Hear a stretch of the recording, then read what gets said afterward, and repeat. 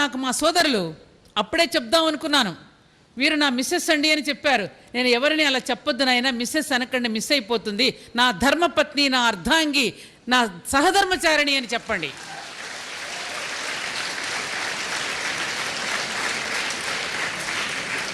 భారతీయులు శ్రీమతి అండ్ శ్రీ అని చెప్పుకుంటారు, అక్కడ మిస్టర్ అండ్ మిస్సెస్ అంటారు.